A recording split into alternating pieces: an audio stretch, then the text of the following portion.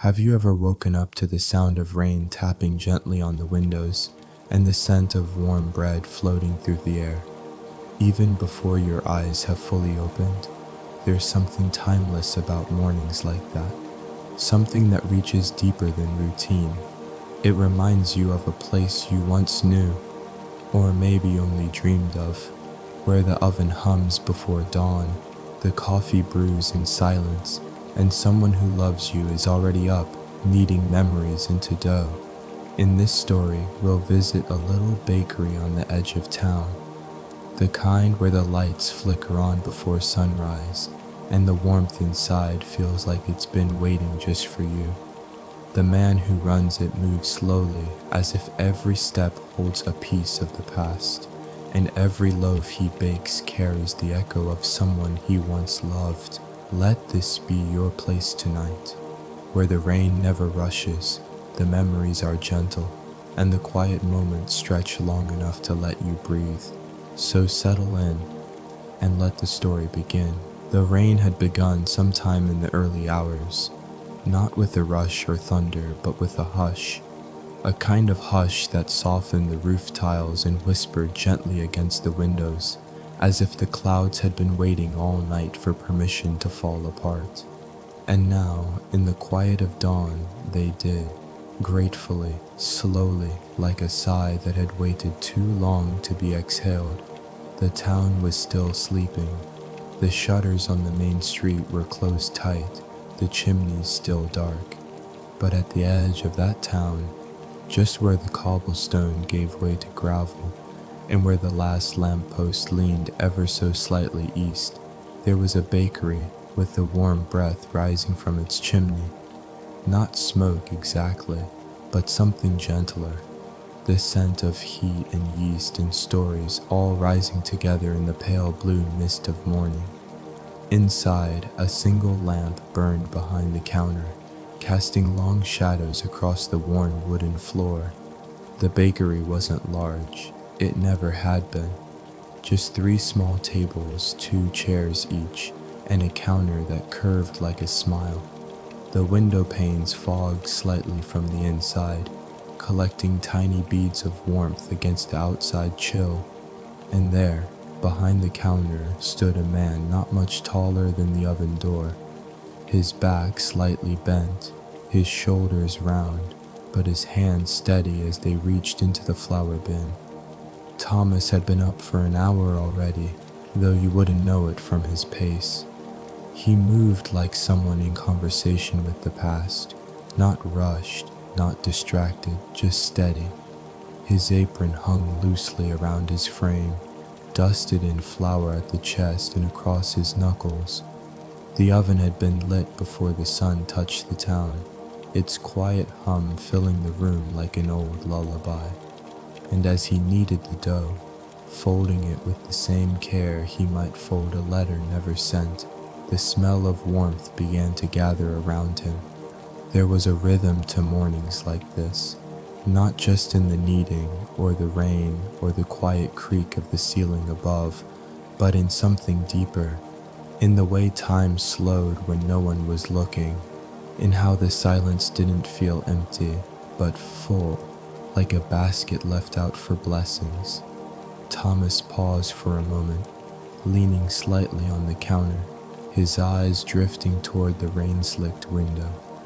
Outside, the street was a blur of soft gray, puddles catching the soft glow of the street lamp like little pools of melted gold. He thought, not for the first time, how Evelyn used to love mornings like these. She'd call them blanket days, and he could still hear her voice in the back of his memory, wrapping around the word like a scarf. She would light the same lamp, play the same scratchy jazz from the old record player, and open the windows just enough for the smell of rain to slip in. The customers would come later, of course, but in those early hours, it was just them. Her humming, the click of mugs on saucers, the slow rise of dough beneath the towel. Now, years later, he still opened the bakery every morning it rained, not for the business, though he still sold a few loaves, Not for the habit, though routine had become its own kind of prayer, but for the quiet, for the small comfort of dough in his hands, of warmth in the air, and the simple memory of a time when someone else stood beside him, slicing pears or stirring jam. He reached for the tea kettle, now humming gently on the back burner, the kitchen filled with the scent of chamomile and a hint of cinnamon from the bread that was nearly ready to rise. He poured himself a cup, the liquid steaming slightly, and sat at the small wooden table by the window, the same one Evelyn always chose. The cushion was still hers, stitched by her hands with faded blue thread, a patch of worn sunflowers at the corner where his elbow rested. He sipped the tea slowly, watching the rain fall in diagonal ribbons across the glass. Every so often, a bird would land on the iron railing outside, fluffing its feathers against the wet and tilting its head in curiosity at the stillness inside. The first loaf rose behind him, pushing gently against the edge of the bowl like a breath being held. Soon it would be time to shape it, score the top, slide it into the oven. But not yet, not just yet. There is something sacred about these in-between moments, the ones that asked for nothing but presence. He leaned back in his chair, let the tea rest warm between his palms, and closed his eyes, not to sleep, but to remember. Not anything in particular, just the hum of it all, the echo of her footsteps on the wooden floor, the smell of orange zest in the dough, the laughter of someone who knew how to fold silence into sweetness. Outside, the rain continued. Inside, the bakery held its breath, warm, slow, and full of the kind of stillness that doesn't need to be broken. And in that quiet, a story began to rise. The kitchen clock, with its slow and thoughtful tick, sounded like the heartbeat of the room. Each second passed as though it had nothing to prove. No destination, no urgency, just the sound of time being allowed to be itself. Thomas rose from his chair as the kettle sighed its final whisper. He moved without thinking, more from instinct than decision, rinsing the teacup and wiping the counter with a damp cloth that smelled faintly of lavender and old soap. The dough on the countertop had risen quietly, obedient to the warmth of the oven nearby, and the memory stored in the air. It had puffed slightly, just enough to suggest it was ready to be worked again. He pressed his fingers into the soft mound, firm but gentle, coaxing it into shape. His hands knew what to do. They always had. Even when his mind wandered, even when the days blurred together like watercolor on wet paper, his hands remembered the steps. There was something sacred in the folding and turning of dough. It wasn't unlike tending to a garden or reading aloud to someone you loved.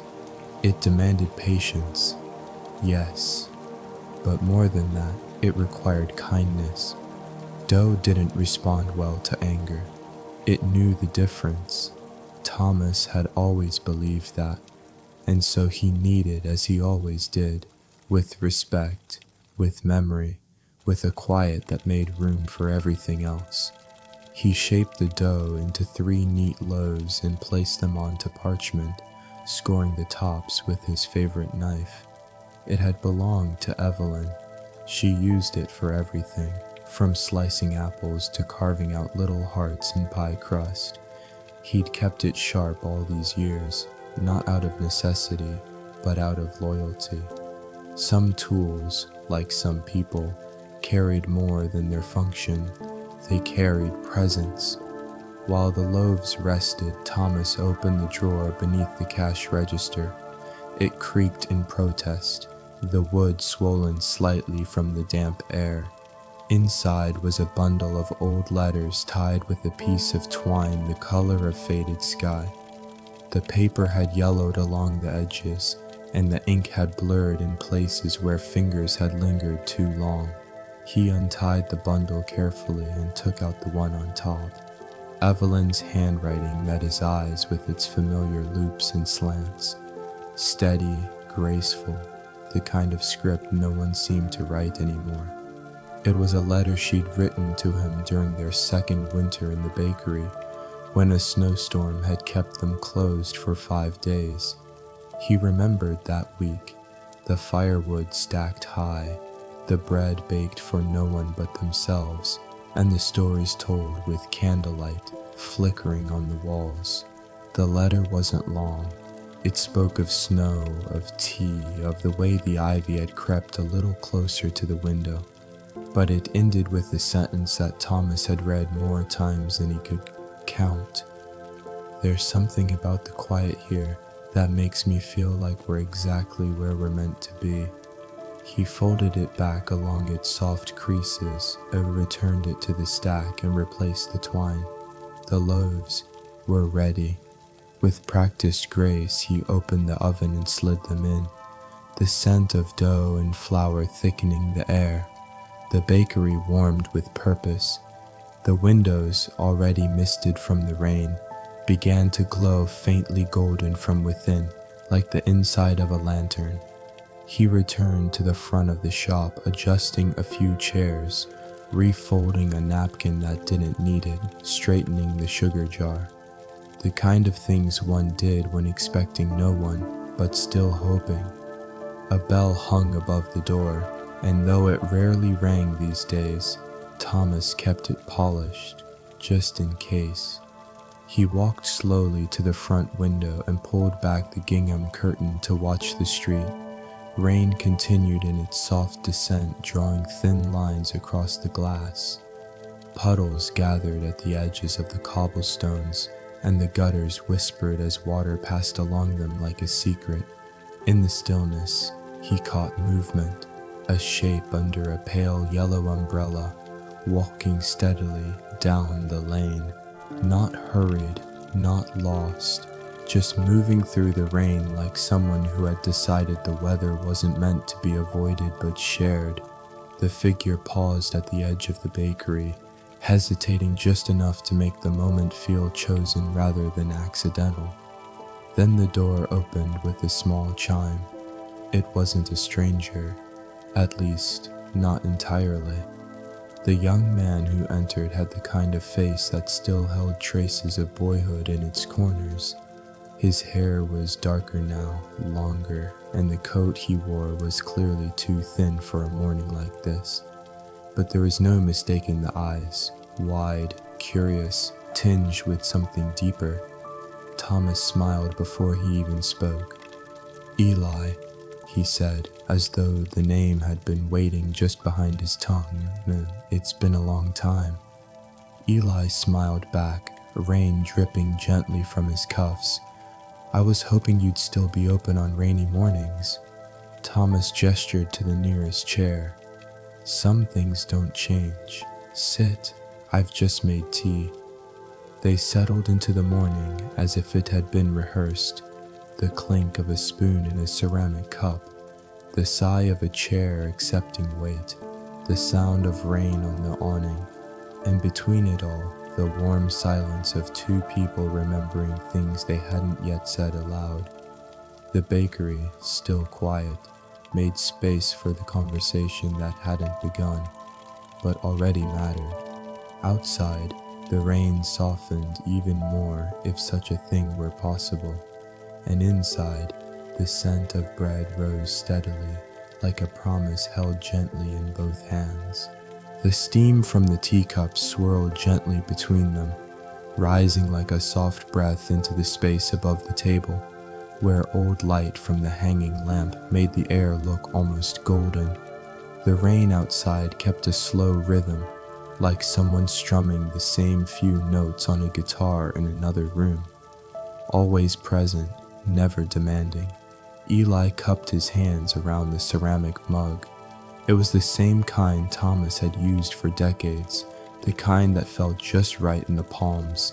Sturdy, handmade, slightly uneven in the way that proved it was loved rather than manufactured. The rim was smooth, warmed by chamomile and thyme. Eli took a small sip and let the heat settle into his chest. Thomas didn't rush the silence.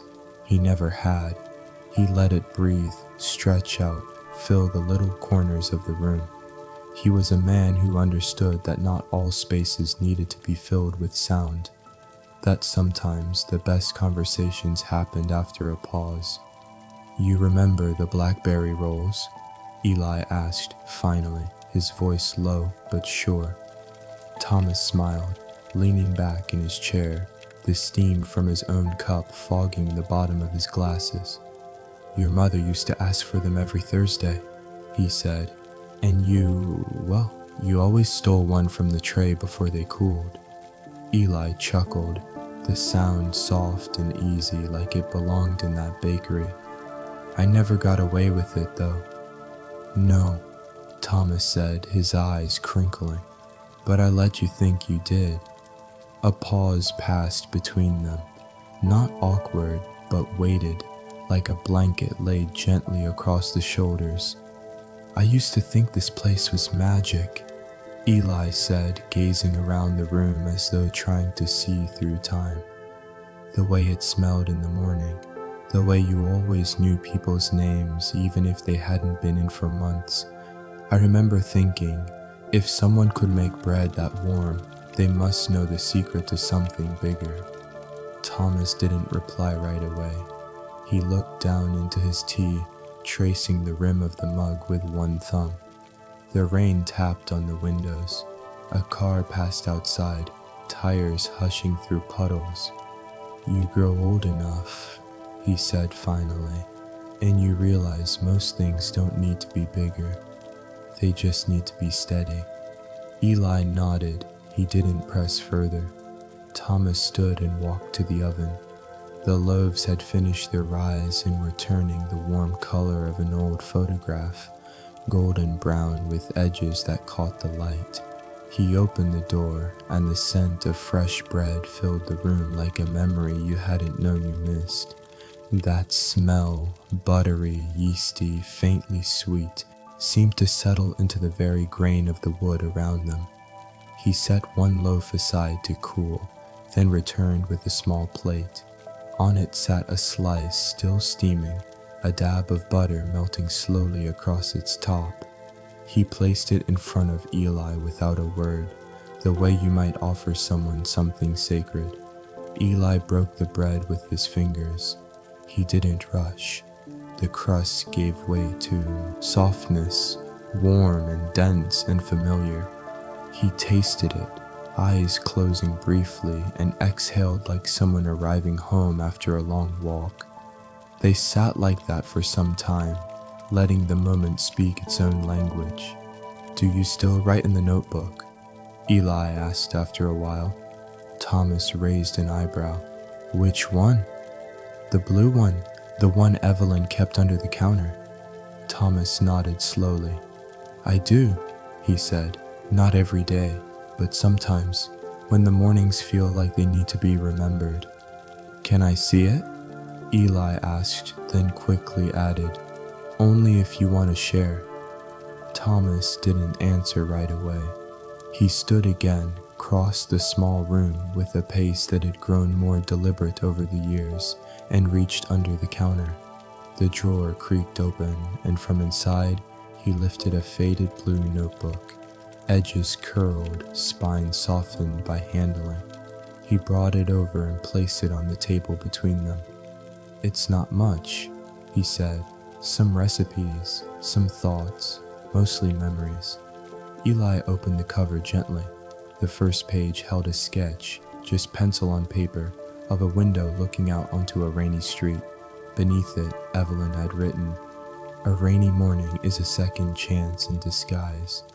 Eli turned the pages carefully, reading snippets aloud. "Add a little orange zest to the morning buns. Reminds people of warmth they forgot they needed. Mr. Hayward says he doesn't like cinnamon, but he eats 2 every time. Maybe it's the comfort he's after, not the spice." Thomas said nothing today, but his hand smelled like rosemary and flour. That was enough. Eli looked up, blinking. She wrote about you more than she wrote about bread. Thomas nodded, eyes distant but not sad. She understood that they were never separate. They didn't say much after that. The rain had eased to a drizzle, the kind that barely made a sound but left everything glistening. Thomas poured more tea. Eli turned another page. The clock ticked on, and the smell of bread lingered, gentle, certain, and full of a quiet grace.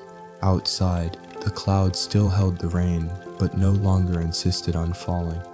It had become a kind of hush instead, a hush that belonged to towns where people still remembered one another's birthdays and how they took their tea. Inside the bakery, the air remained warm and still, like the inside of a kept promise. The loaf on the table had cooled slightly, and the butter was now absorbed, leaving behind only its quiet richness in the bread. Eli took another bite, slower this time, as if each taste could stitch something invisible back together.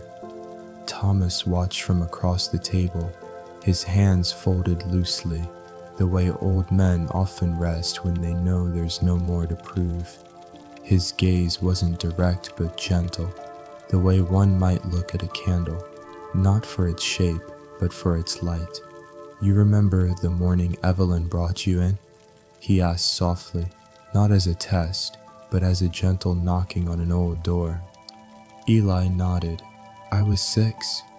You had a blue jacket with a missing button," Thomas said, "and your shoes were soaked through. Rained all night that day too. She said you needed something warm." "I didn't like bread back then," Eli said with a half smile. "You didn't like crust," Thomas corrected, chuckling. "But she told you warmth often hides in the parts we ignore." They sat with that thought for a while, the kind of thought that didn't demand response, only recognition.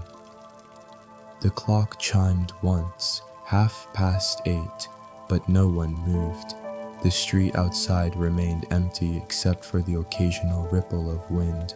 Somewhere down the lane, a window shutter clicked softly against its frame. Thomas stood again, moving to the back of the shop where a narrow hallway led to the kitchen. He returned with 2 bowls of warm porridge, oats stirred slow and steady with a hint of honey and cream. He set one in front of Eli and sat again. They ate in silence, the kind of silence that comes not from discomfort, but from being full, of food, of memory, of the quiet company of someone who once mattered and still does. After a few spoonfuls, Eli spoke again. "She used to hum in the mornings," he said, staring into his bowl. "I'd wake up and hear it through the kitchen wall, never loud, just soft, the same tune, I think, over and over." Thomas smiled without looking up. "She said the tune made the dough rise better." I didn't argue. Eli smiled too, but then his face softened into something else. Not sadness exactly, but something adjacent. "I didn't get to say goodbye," he whispered. Thomas set down his spoon gently. "She knew you wouldn't come back in time," he said, "but she never waited for farewells. She waited for mornings. That was enough for her." The room grew still again. Even the air seemed to pause, like it understood the weight of what had been said. After a while, Thomas rose once more and retrieved a small wooden box from the shelf behind the counter. It was worn at the edges, carved with ivy and stars, and fastened with a brass latch that clicked faintly when opened. He brought it to the table and set it between them. "I kept a few things," he said. "She would have wanted you to have them." Inside, wrapped in linen, were 3 items: a dried sprig of lavender tied with twine, a photograph of the bakery taken in early spring, windows open, flour dusted on the sill, and a folded sheet of music, handwritten in Evelyn's tidy script. Eli picked it up with both hands. The notes were simple, the melody unassuming. At the top, in faded ink, were the words, "For mornings that arrive gently." "I didn't know she wrote it down," Eli murmured. "She didn't show it to many," Thomas said, "but she played it every Sunday on the piano before the ovens went on." They both stared at the page for a long time, as if listening to something only they could hear. Thomas looked out the window then, where the first light was beginning to break through the thinning clouds. The sky had taken on the gentle hue of washed linen, soft and wide, like a bedsheet hung to dry.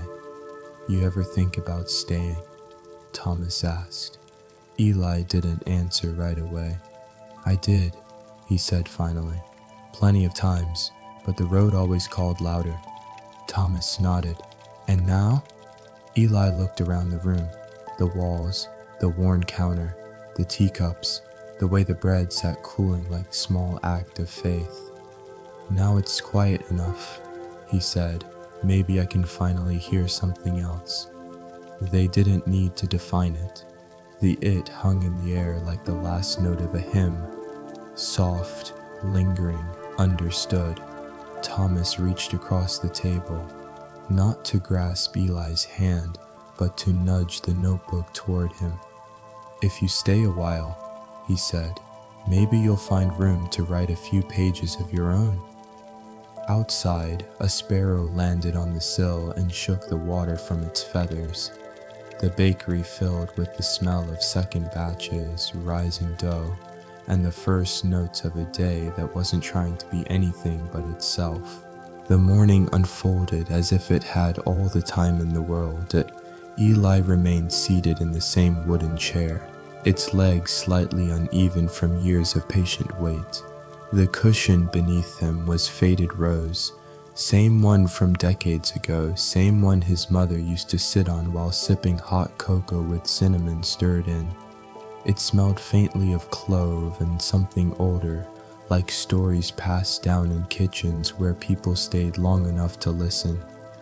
Thomas moved quietly, his steps familiar to the floorboards, which groaned not in protest but in recognition. He began preparing the second batch, rye loaves if Eli remembered the pattern correctly. He still used the same wide mixing bowl, ceramic with small chips around the rim, and poured in the warm water with the rhythm of a man who measured by memory rather than scale. The flour clouded into the air, settling on his arms, his apron, the counter. There was a holiness in that dust, a kind of blessing that didn't need to be spoken to be felt. Eli watched, not interrupting, just witnessing, the way one might watch a field return to green after winter, or the way a child might watch snowfall for the first time, quiet and wide-eyed. "Still use your hands?" Eli asked after a while, nodding toward the dough. Thomas looked over his shoulder. "There's no other way." The kneading began, slow, deliberate, with the same care one might give a letter to an old friend. Fold, press, turn, breathe, repeat. The dough resisted, then gave in as if remembering how to be something more. Eli stood and approached, almost hesitant, but Thomas stepped aside just enough. "Want to try?" he asked. Eli smiled, rolling up his sleeves. He placed his hands on the dough, warmer than he expected, alive somehow, and began to work it. His movements were clumsy at first, but the rhythm came quickly. Muscle memory, maybe, or soul memory. Some things stay in the body long after the mind forgets. They worked together in silence, the only sounds the soft thump of hands on dough, the occasional creak of wood, and the rain now barely a whisper on the rooftop. At one point, Eli stopped, looked down at the ball of dough, then at his flour-covered hands. He rubbed them together, watching the dust fall. "It's strange," he said, "how this place makes everything feel smaller, in a good way." Thomas rinsed a bowl at the sink, then dried his hands on a linen cloth. "Some places do that," he said. "Shrink the noise so you can hear your own heartbeat again." Eli nodded slowly, pressing his palm into the dough one last time before setting it aside. They prepared a tray, gently placing the shaped loaves onto parchment, spacing them like guests at a table who all had something kind to say. Thomas slid them into the oven, and the warmth wrapped around them like an old quilt. "I ever tell you about Evelyn's first day here?" Thomas asked, pulling up a stool. Eli shook his head. "She came in. Wearing a scarf she knitted herself. It was too long by a mile and trailed flour everywhere. I asked if she needed help, and she said, 'Only if you can make time slow down.'" Eli chuckled. "Did you?"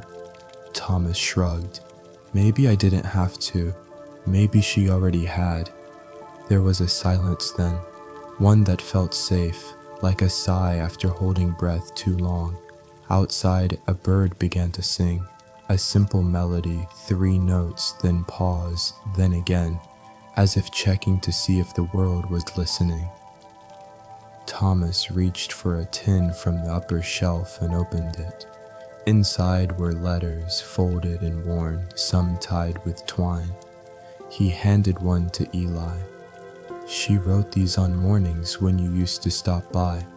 Said one day you'd come back and need to know what the days felt like when you weren't here." Eli unfolded the paper carefully. "The window fogged up this morning, and I wrote your name in the glass before wiping it clean. You're still out there somewhere, I think, looking for something soft. Maybe this bread will reach you before I do." His breath caught a little in his throat, but he let it out slowly, like steam from a kettle no longer boiling. "She always had a way of making words taste like home," Eli said quietly. Thomas nodded. "She never rushed them, just like she never rushed the baking. Said things rise better when left alone." A timer rang, a soft bell that reminded them something was ready. Thomas stood, opened the oven, and a wave of warm scent rolled out. Rye and rosemary, cracked crust, and the comfort of things done right. Eli didn't speak. He just closed his eyes and breathed. The bread cooled on a wire rack by the window, steam lifting gently from their golden shoulders. Outside, the rain had paused long enough for light to slip through the thinning clouds, spilling into the bakery in long, slow bands that dusted the counter like blessings. The loaves sat there quietly, not demanding attention, but offering comfort simply by existing. Eli sat again at the table, hands still dusted in flour. The scent of rosemary hung in the air like a lullaby with no words. His shoulders had loosened some, and the deep lines at the corners of his eyes, though still there, seemed softer now, like folds in old linen rather than burdens. Thomas rinsed a few bowls in the sink, the water running in soft rhythm. He didn't speak, and Eli didn't mind. There was a kindness in the hush between words, the kind that lets thoughts land without rush, like leaves drifting onto still water. After a while, Thomas dried his hands and walked to the old wooden shelf near the far wall. It was narrow and tall, filled with jars and tins that had long since lost their labels. A chipped teapot sat on the middle tier, alongside a small brass clock that no longer ticked. Above that, a framed photograph, black and white, slightly faded, showed a younger Evelyn, her hair tied back, flower on her cheek, a smile caught mid-laugh. Thomas reached behind the frame and pulled out a small box, oak with dovetail joints, worn smooth at the edges. "Thought you might like to see this," he said, setting him before Eli. Eli opened it slowly. Inside were notebooks, small, hand-stitched, filled with Evelyn's tidy handwriting. Each page carried a recipe, but more than that, there were notes in the margins, little drawings of loaves and muffins, sometimes even bits of poetry written in between measurements and oven times. She said baking wasn't just about feeding, Thomas said. It was remembering, stitching memory into something warm. Eli turned a page, then another, pausing at a note in the corner of a scone recipe.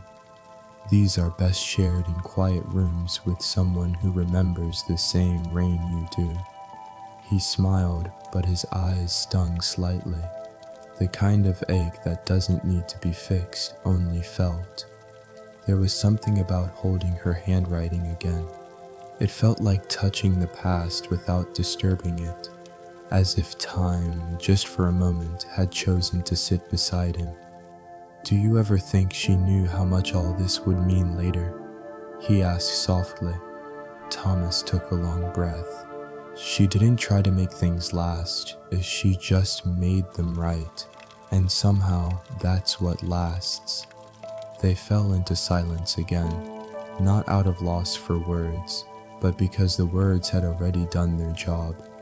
Outside, a child's laugh rang faintly down the street. Someone skipping a puddle likely, or chasing the tail of a kite stubborn enough to try the gray sky. Eli looked around the bakery. It hadn't changed much. The wallpaper still peeled at the same corner near the back door. The same curtain hung above the sink, embroidered with lemons and ivy. The same old wooden spoon with a crack down its handle rested in the crock beside the stove. But there was something different in him now, a softening, perhaps, or maybe a returning. Thomas glanced toward the back and said, "You want to see the pantry?" Eli followed him down the narrow hall. The pantry door creaked as it always had, revealing rows of preserved things, peaches in syrup, pickled beets, raspberry jam from last summer's batch. A faint scent of clove and dust and sweetness hung in the air. He ran his hand along the shelves. There, between the jars, were 2 mugs with their names etched faintly into the glaze. Evelyn had made them one winter after Eli had returned from school with frostbitten fingers and a tired heart. "She kept yours there," Thomas said, "even after you stopped coming by." Eli didn't speak. He just lifted the mug and held it, the way someone might hold a photograph in the dark, close and quiet. They returned to the front of the bakery, and the day had warmed just enough for the windows to fog at the corners. Thomas opened one slightly, and the fresh smell of damp earth rolled in. A soft knock on the front door interrupted the moment. It creaked open, and a young woman peeked in, cheeks flushed, umbrella in hand. "Are you open?" she asked shyly. Thomas smiled. "Always." She stepped in, glanced around, and seemed to relax the moment the door closed behind her. Eli rose instinctively, nodded to Thomas, and walked toward the counter. The girl pointed toward the loaves cooling by the window. "Do you still sell the rosemary rye?" Eli looked at Thomas, who simply nodded. "Fresh from the oven," Eli said. And just like that, he found himself behind the counter again, wrapping bread in brown paper, tying it with string, his hands remembering every fold. As the girl left, she turned back once, smiled, and said, "This place smells like home." And Eli, with a softness in his chest he hadn't felt in years, replied, "That's the yeast remembering." The door clicked shut behind the young woman, and for a long moment, there was only the hush that followed kindness. Eli stood by the window, watching as she crossed the narrow street, her umbrella catching the light drizzle that had begun again. Just a fine mist, really, brushing the rooftops like the hem of a passing cloud. He didn't move, not right away. He simply watched her disappear into the soft gray, carrying a loaf of bread wrapped in memory and warmth, like something fragile and needed. Thomas was at the stove, boiling water for tea. The kettle didn't whistle so much as sigh, and the scent of chamomile drifted across the room, blending with the faint aroma of baked rosemary and the lingering warmth of the oven bricks. Eli returned to the table where his old mug sat waiting. He picked it up again and wrapped both hands around it, as if holding something more than just ceramic and steam. "I'd forgotten what this place does to time," he said, not really expecting to reply. Thomas glanced over. "Time doesn't mind slowing down. We're the ones who forget how." They sat in silence again, two men weathered by years and softened by small rituals.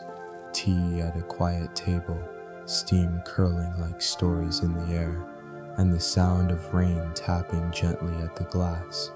From where he sat, Eli could see the edge of the pantry door, left slightly ajar. Beyond it, the shelves stood in patient rows, jars of preserved fruit gleaming like little stained glass windows in the dim light. It reminded him somehow of Evelyn's way of tucking things away, not to forget them, but to keep them safe until they were needed again. "I think she knew," Eli said suddenly. Thomas looked up. "Knew what?" "That I'd come back, someday. Maybe not for answers, but for something softer, something like this." Thomas didn't respond right away. He just nodded, a slow and knowing nod, like the kind trees give in the wind, subtle, rooted and unspoken. Outside, the rain had found its rhythm again, not heavy, just steady enough to sing against the windows and make the gutters hum low. The bakery, in response, seemed to settle further into its own stillness. The wooden floor creaked not from movement, but from memory.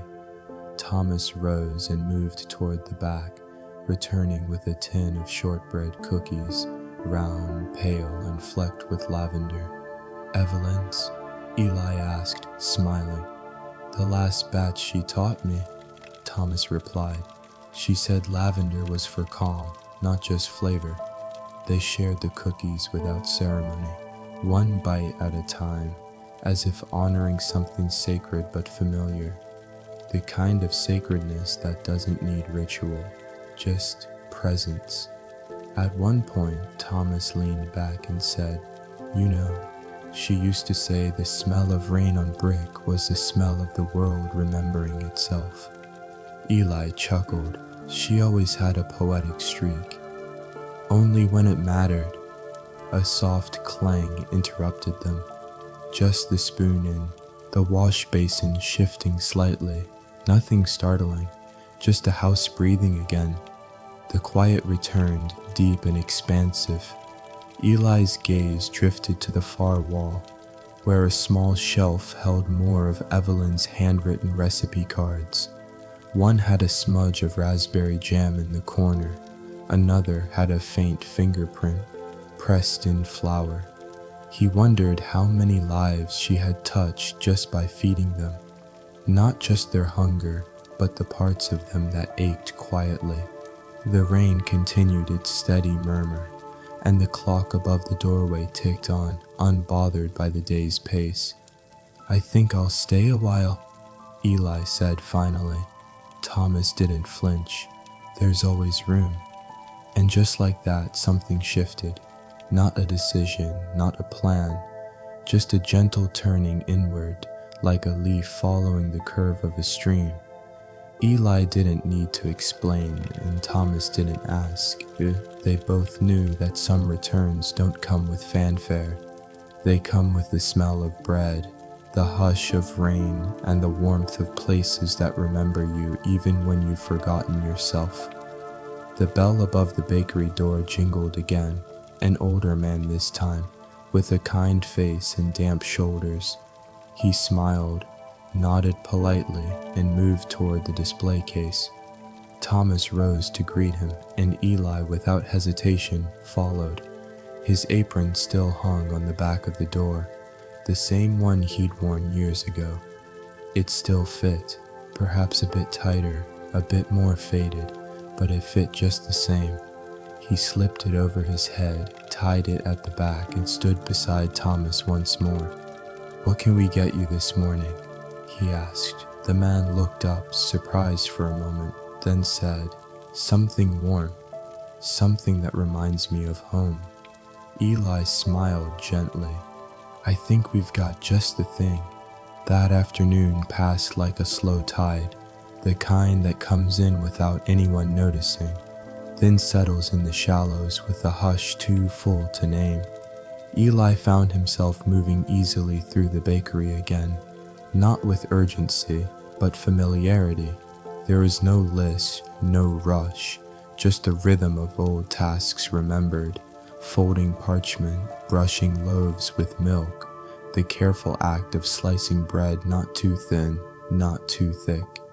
Outside, the rain had softened into a mere suggestion, a whispering mist that hung like lace along the awning.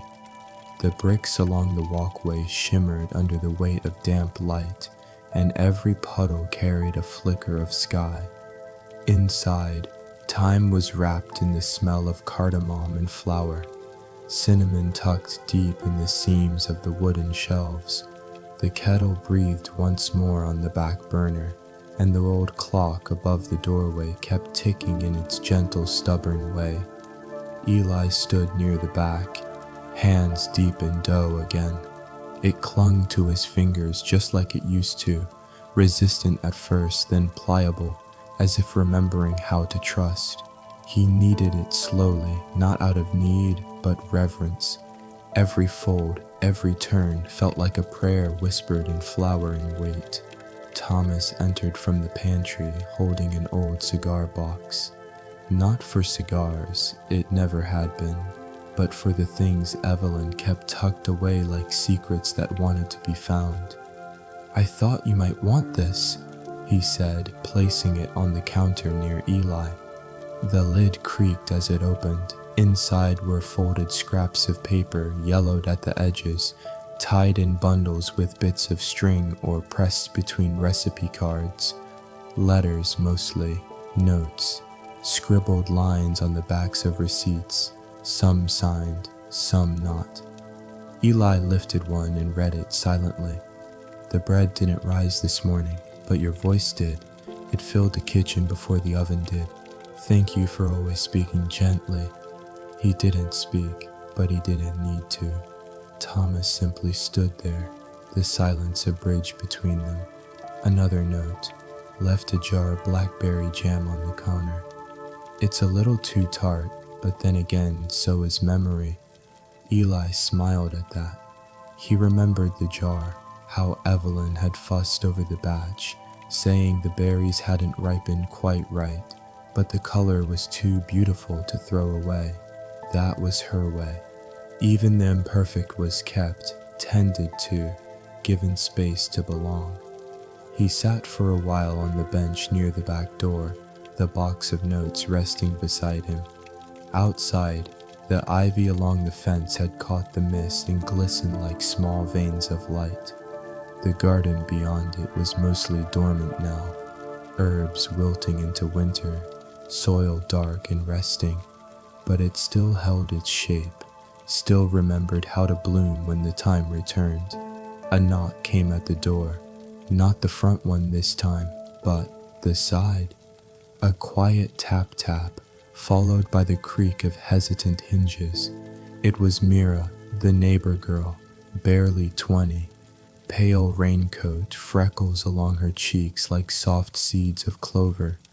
"I smelled the rye," she said, and thought, well, I wondered if maybe there were any ends left. Eli nodded. There always are. She stepped inside, eyes wide in the warm dimness of the bakery. "It feels the same," she whispered. "That's the yeast," he replied gently. "It holds memory better than most of us do." He wrapped a few thick slices in paper, tucking them into her hands. "Tell your grandmother I said hello." "I will," she smiled. She still talks about your orange scones. Eli chuckled. She always liked the glaze more than the pastry. She says it reminded her of spring. When she left, the door clicked closed with a kind of softness that made the whole room still again. Thomas returned a while later, and together they moved through the remaining tasks of the day, sweeping flour from the cracks in the floorboards, wiping the counters clean, resetting the chairs by the window. As evening began to settle, the sky outside deepened into lavender, clouds parting just enough to let a soft hue slip down into the street, pooling along the edges of the shutters and bathing the bakery in the gentlest of purples. Eli lit the oil lamp near the back. Its glow flickered, not bright, but steady. It cast a slow-moving shadow across the recipe wall, making Evelyn's handwriting shimmer like something living. He looked at Thomas, who was tidying a shelf, and said, "You know what I miss most?" Thomas paused, turned, waited. "I miss the way she used to hum when the oven was full. That sound, it filled up more space than the bread ever did." Thomas nodded. "I remember, like a thread pulling everything together." And for a while, neither spoke. The lamplight held them both. The shadows did not reach too far, and the quiet was a comfort, not a void. Outside, the last light faded behind the low hills. The rain had stopped altogether now, leaving behind puddles that would shimmer come morning. Eli stood, stretched, and walked to the front to flip the small wooden sign on the door. Closed, but in a way that still welcomed memory. Night arrived not suddenly, but as it often does in this small town. Slow as a breath let out through parted lips. The bakery, now quiet, had taken on that particular hush only evening brings. Not the silence of absence, but the kind steeped in presence. Warm countertops, a few breadcrumbs on the floor, the last of the tea cooling in a forgotten cup. Eli stood at the window by the front of the shop, his hands resting on the sill. Outside, the lamp posts had flickered on with their usual yawn of electricity, painting long golden lines across the glistening street. The rain had dried up, but the scent still lingered, earthy, clean, edged with the damp memory of rosemary. Inside, the soft tick of the clock was joined by the occasional groan of the floorboards adjusting to the drop in temperature. Everything here had its own rhythm, its own way of speaking without words. The shelves held their quiet weight, the jars breathed their stillness. He reached behind the counter and pulled down an old tin.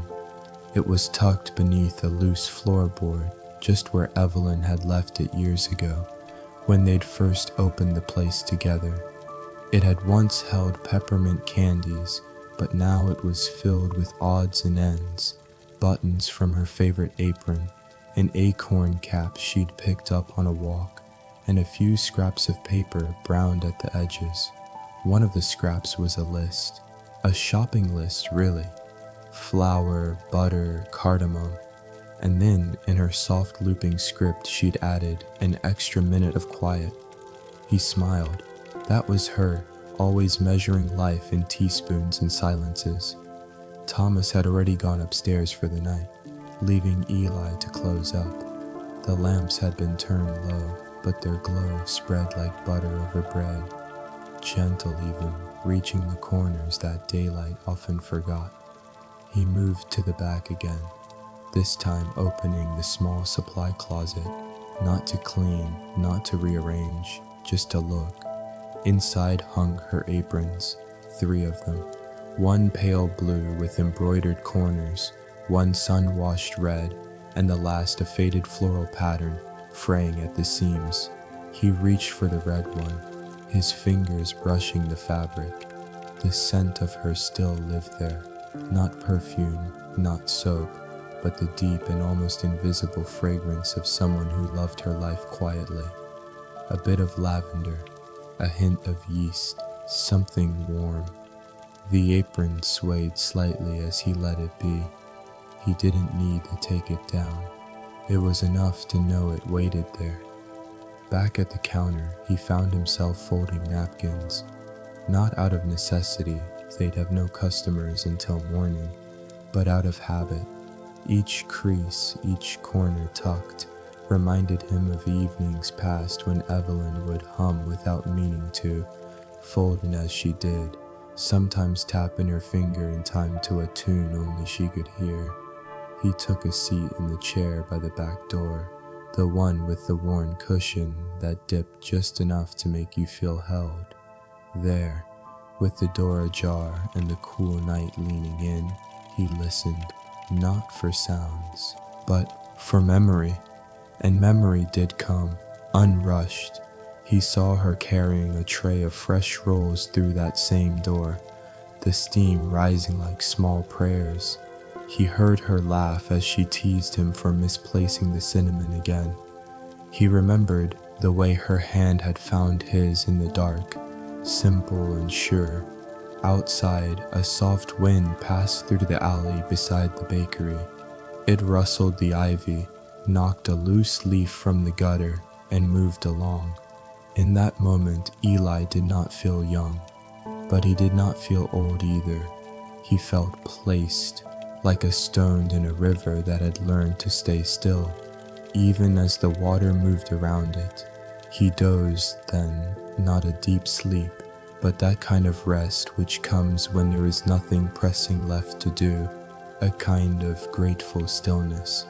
And as he sat with his eyes half-lidded, a soft thought rose in him, that the bakery would remain long after he was gone, that someone, perhaps Thomas, perhaps another, would carry on its quiet work, and that in the flour dust, the steam, the rising of dough, Evelyn would live again and again, not in a loud way, but in the way warmth lives in bread. Some nights arrive gently, like they've been walking barefoot across fields just to get to you.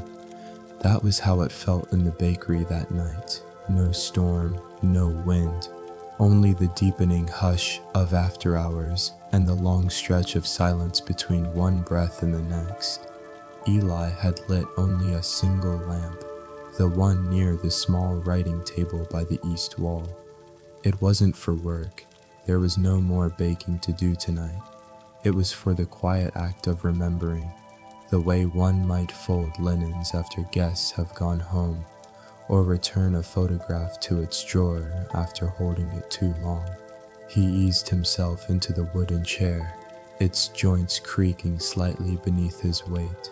On the table sat a small tin box, cream-colored and chipped at the corners.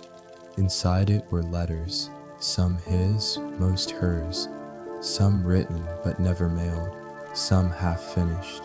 He pulled one out now, unfolding it slowly, the paper soft at the edges from time and breath. "My dearest, I didn't tell you this morning how the bread turned out. It rose just the way you taught me to wait for, not too eager, not too slow, like it knew the hour before I did. You'd have smiled, I think, that crooked, proud kind of smile you always gave the first loaf. I miss that. I miss that more than I miss most things."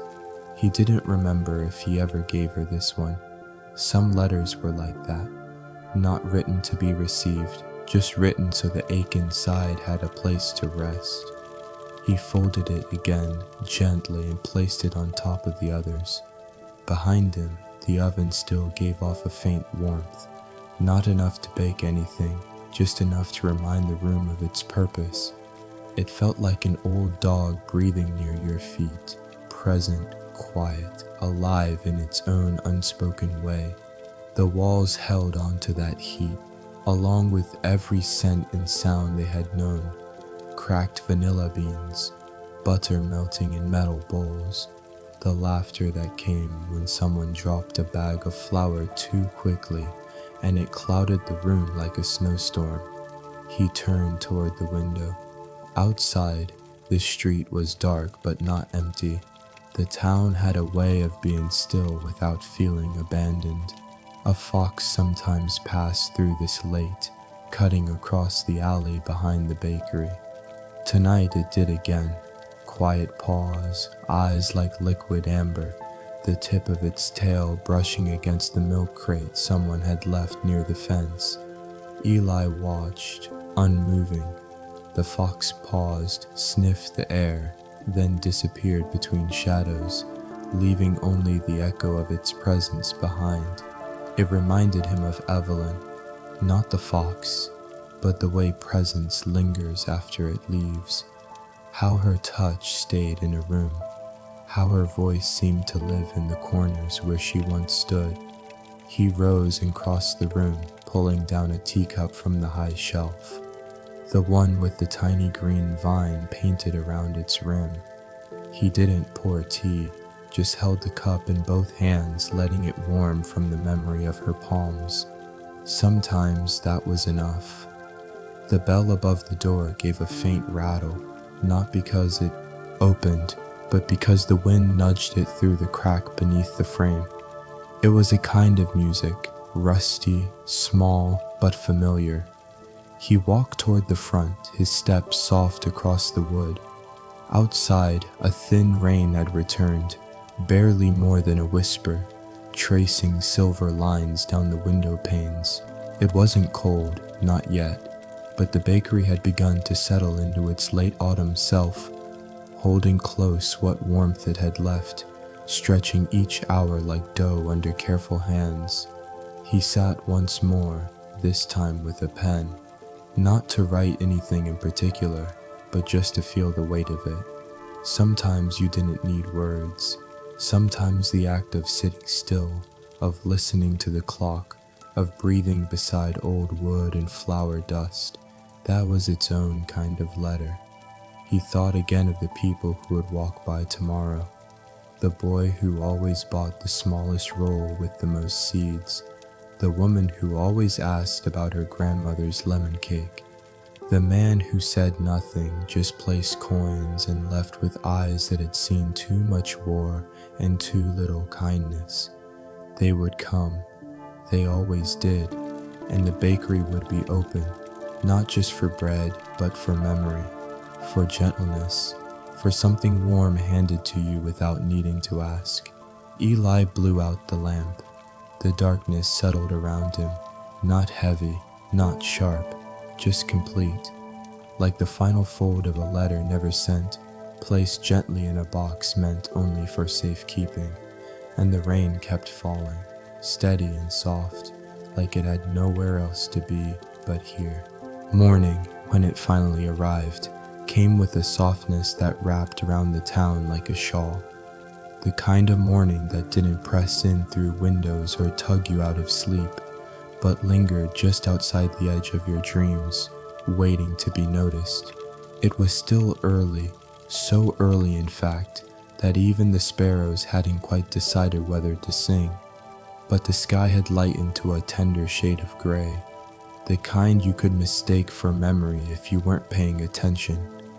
Eli awoke not to sound, but to a certain stillness in the air, a kind of readiness that all bakers know. He sat on the edge of the bed for a while, one hand rubbing the ache in his shoulder that never quite left, the other resting on his knee. His eyes were still adjusting to the light, but his hands already remembered what to do. Downstairs, the bakery greeted him like a room that had missed its people. The flour sacks were where he left them.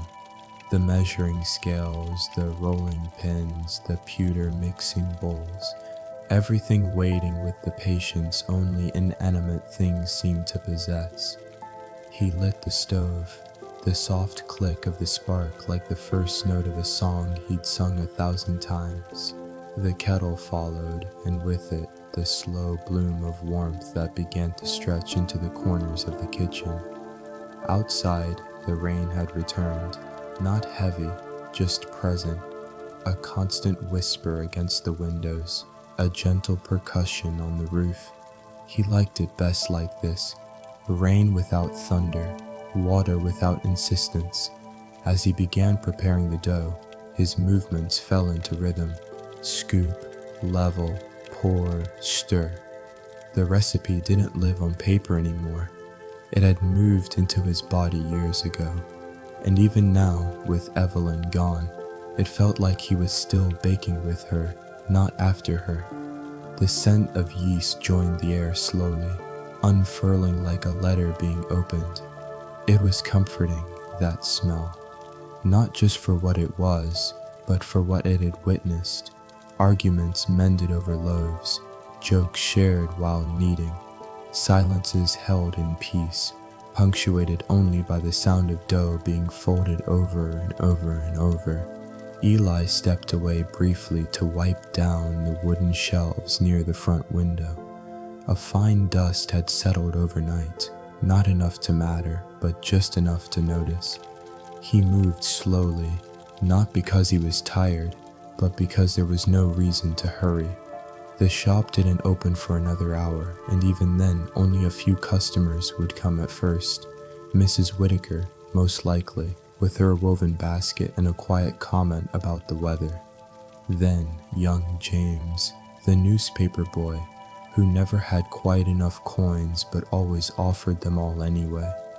As he wiped, he noticed something tucked behind a jar of cloves, an old photograph, small and square, curling at the edges. He didn't remember placing it there, but that didn't surprise him. Things had a way of turning up when you needed them most. It was of Evelyn, standing in the doorway of the bakery, a smear of flour on her cheek and the brightest grin he could remember. The kind of grin that reached her eyes and lingered there. She held a tray of braided loaves still warm. He could almost smell them through the image. He set the photo on the sill just above the sink, propped gently against a small vase of dried lavender. "Good morning," he said quietly without expectation. And somehow the room seemed to respond, not with words, but with a presence, a settling of air, a flicker of warmth behind the stove, a memory thick enough to touch. By now, the dough was ready to rise. He covered it with a damp cloth, tucked it in like a child, and moved on to the second batch. Outside, the street began to stir. Not loudly, not all at once, but slowly. The occasional squeak of a bicycle wheel, the rustle of a newspaper folding under a neighbor's arm, a cat leaping gracefully from one porch railing to the next. Eli poured himself a cup of tea, chamomile and lemon peel, and settled by the window. Steam rose from the surface, curling into soft shapes before disappearing into the quiet. He watched the world begin again, not with fireworks, but with the steady kindness of ritual. And in that watching, he found what he always did: peace. A kind of peace that didn't come from solving anything, but from knowing that not everything needed to be solved, just tended, just witnessed, just held. And as the first customer pushed open the door, the bell chiming its familiar note, Eli stood with ease, dusted his apron, and smiled. The day had begun, and it was enough. The rhythm of mid-morning settled into the bakery like a sigh. The initial flurry of early customers had come and gone. Mrs. Whitaker with her basket full of empty egg cartons to trade for scones.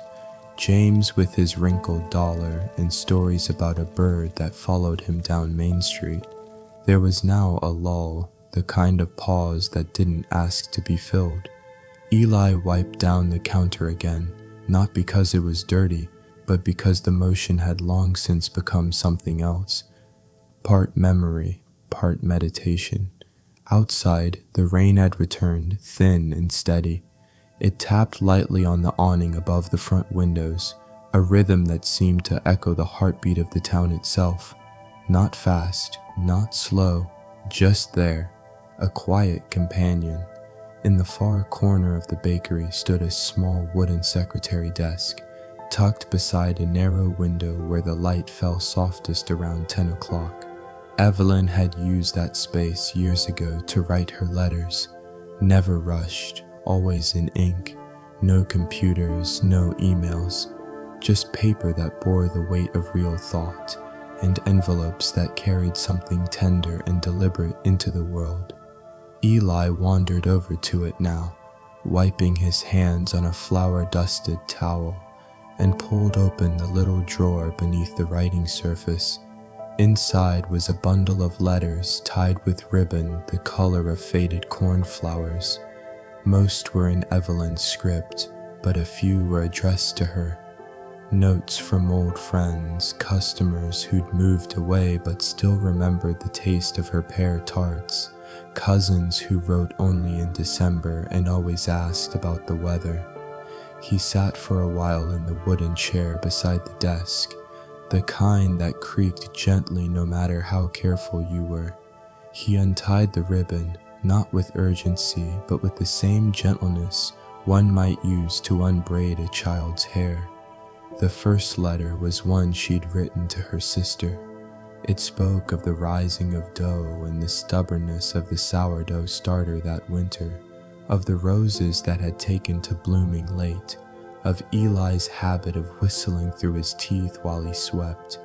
It was mundane and tender, full of details that seemed unremarkable and yet, now, made his throat ache. He set the letter aside and reached for another. This one was her own note to herself, scribbled on the back of a shopping receipt. Don't forget, cardamom, lemon peel, to ask Eli about the morning he met me. I think he tells it differently every time. He chuckled softly. That had been a running joke between them for years, how he always embellished their first meeting, how the story changed depending on who he told, what the weather was like that day, or whether he'd had his coffee. But today, in the quiet of the bakery, the version that came to him was the simplest. Evelyn, in a raincoat too big for her, standing at the back door, asking if they still had any warm bread. He hadn't known her name then, only that her eyes had matched the sky that day, gray, open, and full of something, like grace. The bell over the bakery door chimed gently. Eli looked up. It was no one he recognized, just a traveler, maybe passing through or visiting a relative. She wore a damp scarf, and her boots left small prints on the floor. "Smells like home in here," she said, her voice low and a little tired. Eli nodded. Rain helps bring the scent out. She ordered a honey bun and tea, then found a seat near the back by the wood stove. She didn't pull out a phone. She didn't ask for Wi-Fi.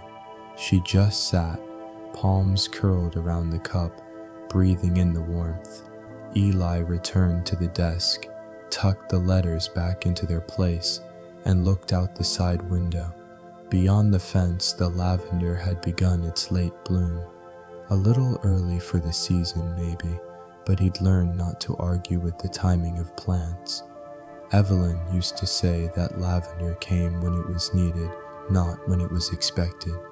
He walked outside with scissors in hand and clipped a few sprigs. The rain kissed his sleeves, cool and welcome. The air smelled of damp earth and something sweeter beneath it, like the turning of pages in a book you'd forgotten you loved. Back inside, he wrapped the lavender in a bit of parchment and left it on the traveler's table with a quiet, "For your pocket." She smiled without speaking. The bakery breathed on. Dough rose, the clock ticked, and in the soft glow of a gray morning, something close to joy found its shape. Not loud, not sharp, but whole. A joy that knew how to wait, a joy that knew how to stay. The rain tapered off in the early afternoon, not with any great ceremony, but the way a breath is slowly released after a moment of reflection. The clouds lingered, pale and full-bellied, casting a soft silver across the windows. The town outside grew quiet again, as if taking its cues from the weather. In the bakery, Eli reached for one of the old aprons that hung by the back door. The fabric was a faded gingham with the pocket stitched slightly crooked. Evelyn's doing. She had insisted that straight lines were for rulers and railways, not for things made by hands and hearts. "It's the little slant," she used to say, "that makes it yours." He tied it slowly around his waist, the motion practiced and sure, and turned to the bins of apples stacked in the corner. The delivery had arrived just before dawn, Cortlands and Jonah Golds, their skins streaked with color like brushstrokes. He picked one up and rubbed it on the apron, out of habit more than need. The scent it released was clean and sweet, the kind that clung to your fingertips. He began peeling them in slow, even spirals, the thin skins curling onto the cutting board like ribbons let loose from memory. He could remember Evelyn peeling apples just like this, her fingers quick but never hurried. She would hum while she worked, something wordless and steady, and sometimes when the hum paused, she would speak without turning her head. You ever think about how peeling an apple is like turning time backwards, taking it back to the tree, back to the sun? Eli hadn't known what she meant then, not entirely. But now, with the quiet around him and the scent of apples growing stronger, he thought he might. He sliced them into thin pieces and layered them into a crust already waiting in the pie dish. The crust was one he had made early that morning, while the sky was still the color of unwashed denim. Cold butter and careful hands and just enough salt to make the sweet stand out.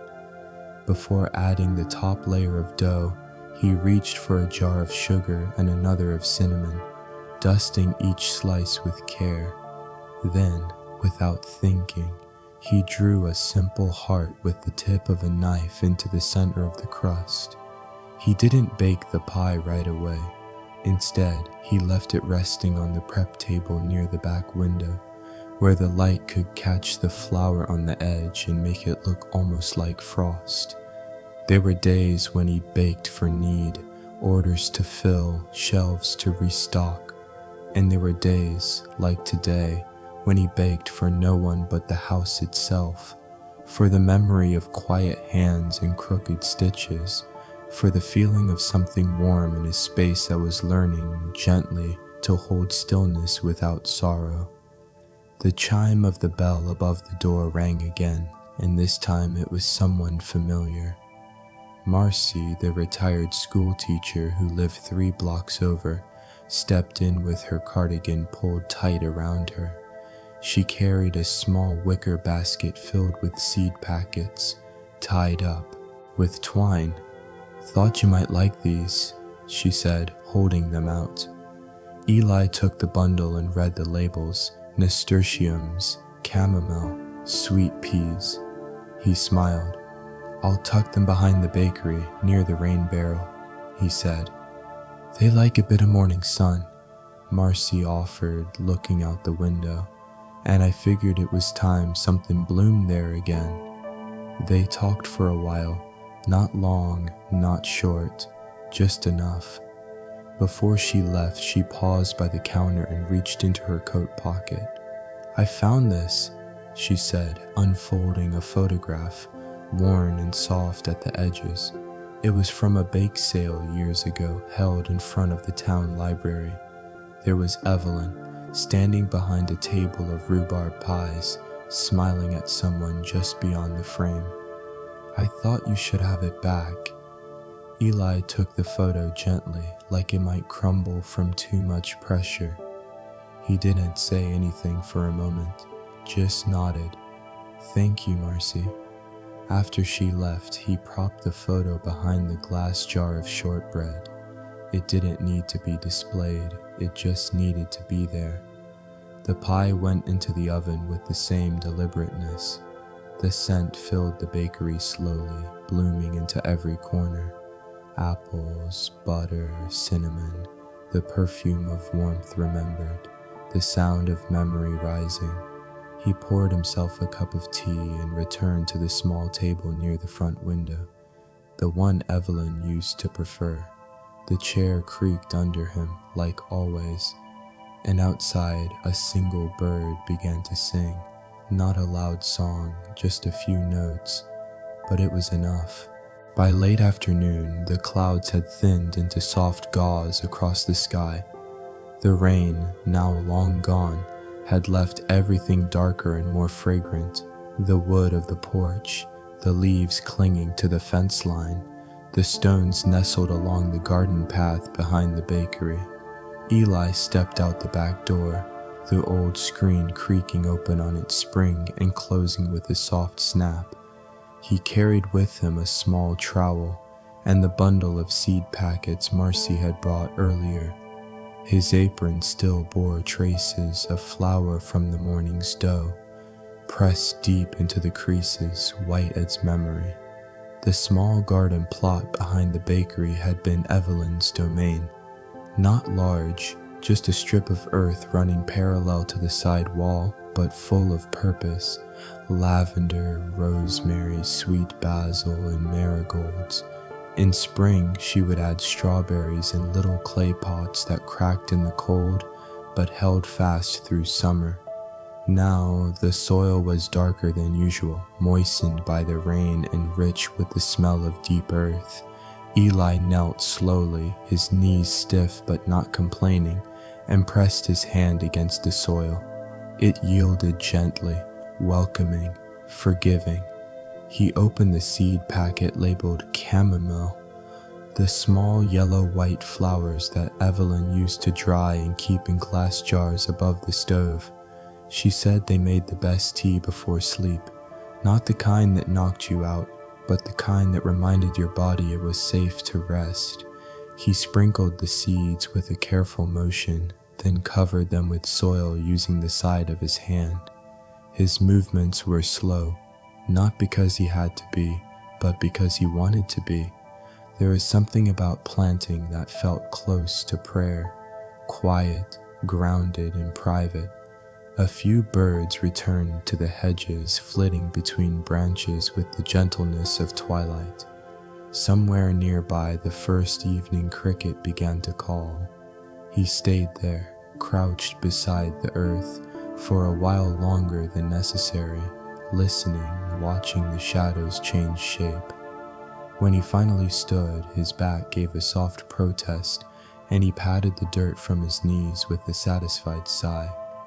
Before returning inside, he reached into his apron pocket and pulled out a bundle of twine. There was an old wooden trellis near the rain barrel, where sweet peas used to climb in tangled spirals. He tied a few pieces of twine across the empty slats, preparing, inviting. Inside the bakery, the pie had cooled just enough. He placed it on the sill and opened the window a crack, letting the steam drift out into the settling dusk. He took a few minutes to tidy the shelves, not out of necessity, they were already neat, but out of rhythm, wiping down jars, stacking tins, smoothing the burlap cloth that covered the bread basket, each action a kind of remembering. On the far end of the counter, a customer had left a pair of gloves a few days ago, brown leather worn smooth at the palms. Eli had set them aside in case someone came back for them. He picked them up now and examined the stitching. One seam had come loose along the edge. He fetched Evelyn's sewing kit from the cupboard. It was still there, untouched in its old metal tin. The lid slightly rusted, but the contents tidy. Spools of thread, a silver thimble, and a pair of scissors so sharp he could still hear her voice warning. "Not for paper, Eli. These are cloth scissors." He smiled and sat by the small table near the stove, threading the needle with surprising ease. His hands, though age, remembered the motion. He pinched the edge of the glove where the seam had frayed and began to stitch, each movement small, deliberate. The needle slipped through the leather with soft resistance. In and out, pull tight, not gently. As he worked, he thought of all the mending Evelyn had done over the years. Not just clothes and gloves, but baskets, garden tools, relationships. She had a way of restoring things quietly, never drawing attention to the repair, only to the use that came after. Outside, the wind picked up slightly, moving through the bakery's eaves with a hushed breath. The lamplight inside grew warmer by contrast, curling into corners like a shawl drawn close to the shoulders. By the time he tied the last knot and clipped the thread, the gloves looked almost new, like they might be worn again on some cool morning, gripping the handlebars of a bicycle or pressed into the side of a wicker basket full of apples. He set them beside the pie on the windowsill, a pair of small offerings to the night. Then, slowly, he moved toward the back of the bakery, past the ovens now cooling, past the shelf of preserves that lined the wall like quiet sentinels. He reached the narrow stairwell that led to the small apartment above, where he had lived for decades, first alone, then with Evelyn, then alone again. The steps creaked beneath him, familiar and steady, each one worn in the center, like the hollow of a palm. Upstairs, the room smelled faintly of cedar and something sweeter, perhaps the pie's cinnamon still drifting upward, or simply the warmth of the day settling into fabric and wood. He turned down the covers, folded his shirt at the end of the bed, and stood a moment by the window. The garden below glistened in the dimming light, damp and ready. A single moth circled the porch light. He didn't feel lonely exactly. He felt something else, like presence but gentler, a fullness, a quiet being with. He turned from the window, lay down, and pulled the quilt over him. Tomorrow would bring its own rhythm, but for tonight, everything that needed tending had been touched by a careful hand, and the rest, like seeds beneath warm soil, could wait. The morning arrived, not with flourish, but with a soft exhale. Light filtered in through the curtains, no longer the silver gray of rain, but a muted warmth, like the blush of cream in tea. It kissed the edges of the bookshelf, dusted the floorboards in long diagonal bands, and rested gently on Eli's brow as he stirred beneath the quilt. He didn't rise immediately. His eyes remained closed, but he was awake in the way a tree might be, aware of the light, the breath of wind, the shifting rhythm of bird song outside the window. For a while, he simply lay there.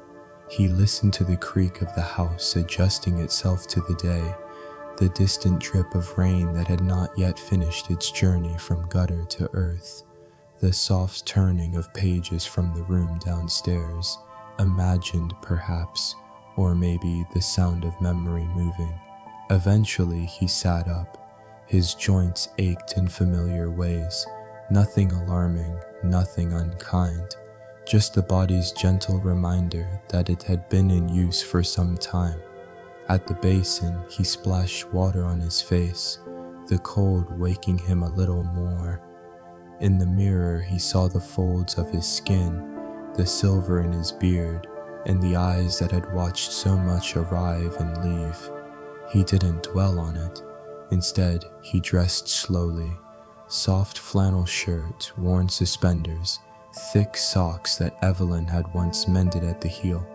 Each piece held its own story, and together they formed a kind of quiet armor, one stitched from habit and care. Downstairs, the bakery still smelled faintly of cinnamon and yeast.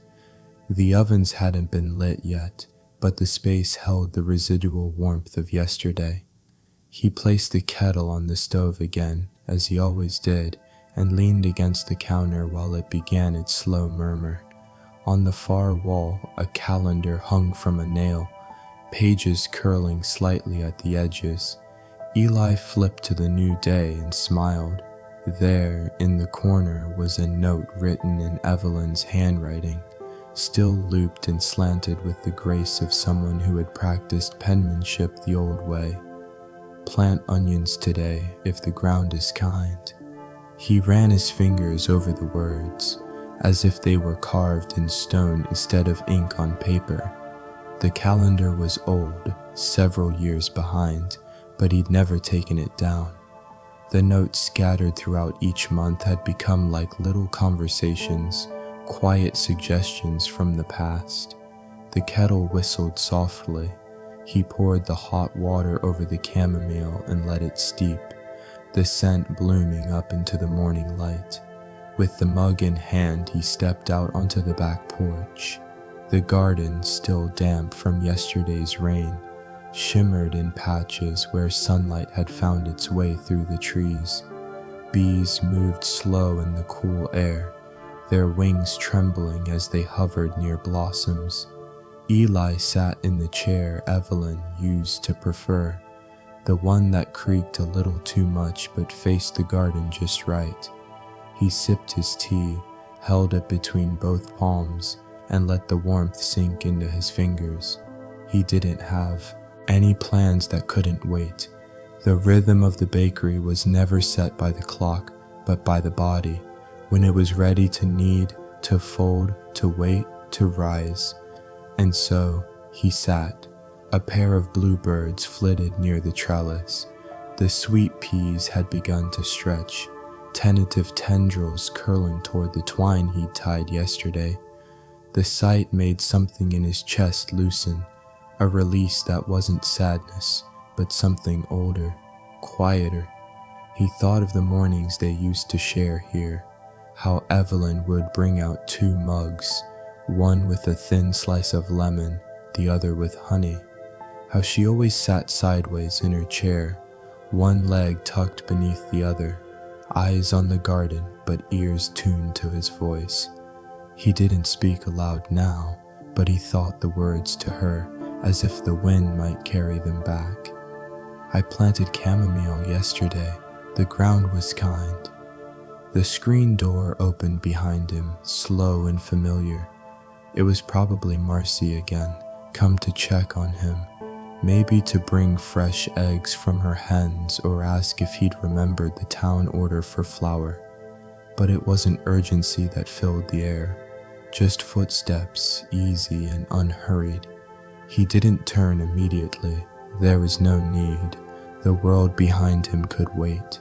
He reached down beside his chair and picked up a small notebook, one Evelyn had once used to jot recipes, though now most of the pages were blank. He opened to a new page, uncapped a pen, and began to write. Not a letter, not a recipe, just a few lines. The garden holds its breath between rains. The oven waits like a bell, cool and expectant. There is sweetness in the soil and patience in the morning light. He paused, then added, all is well enough to begin again. Then he closed the notebook, set it on the windowsill, and rose with the sun behind him. The bakery would open soon, but for now the world was still quiet, still whole. And Eli was here, still listening, still tending, still ready to knead what was soft and warm into something that could be shared. The morning air carried with it the hush of early hours, a hush that seemed to settle between branches, stretching across rooftops and sinking gently into the damp soil of garden beds. It was one of those mornings that arrived as if on tiptoe, carrying in its pocket the scent of rain, the hum of distant robins, and the faint promise of sun. Eli was already awake. He hadn't truly slept, but neither had he stayed restless. Rather, he had drifted between the folds of sleep and the soft light of memory, until the first blue of dawn began to thread through the kitchen window. He sat at the old table where Evelyn once kneaded dough, a loaf cooling on the wooden board, wrapped now in a clean cloth printed with faded violets. The cloth had been Evelyn's favorite, worn thin from years of use, softened by hundreds of washings in quiet afternoons. Beside the loaf was a small jar of plum jam, the last of the batch they had canned together the summer before she took ill. The lid bore her handwriting still, Sweetest July, 99. He sat there a long while, his hands resting on the table's edge, not in grief, but in reverence. The bakery, though quiet, was filled with life, the scent of flour and yeast still warm in the air, the soft ticking of the wall clock, and the faint rustle of wind nudging at the rain-washed window panes. The bell above the front door remained silent, as it had been for days, and yet the place did not feel empty. No, it felt kept, and so when the time felt right, not according to a schedule, but according to something deeper, Eli rose. He wrapped the loaf with care, slipped the jar of jam beside it, and tied the cloth with a thin piece of twine. Then he stepped into his coat, its lining frayed, but its shoulders still strong, and pulled his cap low against the drizzle that had begun again. The streets were quiet. Rain slicked the cobbles, turning the world into soft shapes and blurred reflections. He walked slowly, past the schoolhouse where Evelyn once taught handwriting, past the empty post office window, and toward the little white house at the end of the lane, the one where young Nora now lived with her daughter, Grace. Grace had Evelyn's laugh, though she didn't know it, and sometimes when she ran past the bakery to catch the school bus, Eli would swear he saw Evelyn's braid bobbing in rhythm. He paused at the front step. The porch was still dark. He set the bundle down on the wooden balcua, loaf, jam, and all, just beneath the old bell Evelyn had gifted them years ago. There was no note. There didn't need to be. He turned and made his way home, his boots tapping gently on the wet stones, each step quiet, measured, like the swing of a clock's pendulum in a house that still remembered how to hold time. Back at the bakery, the windows glowed soft gold. The oven's heat lingered. The rain kept falling in threads so fine they stitched the morning together like fabric. Eli hung his coat, poured himself a cup of chamomile, and stood by the window, watching steam rise as if the house itself exhaled. Somewhere down the lane, a small voice shouted, "Look, Mama!" Bread? And laughter, light and sudden, broke the morning hush. Eli smiled, not the wide grin of a joke told or a story shared, but the kind of smile that rises slowly from somewhere behind the heart and finds its way home. He turned from the window, sat back at the table, and let the silence return. But it was not the same silence. This one had been warmed by kindness, sweetened by jam, and wrapped in cloth touched by memory. And as the rain continued its gentle descent, he closed his eyes, not in sleep, but in rest.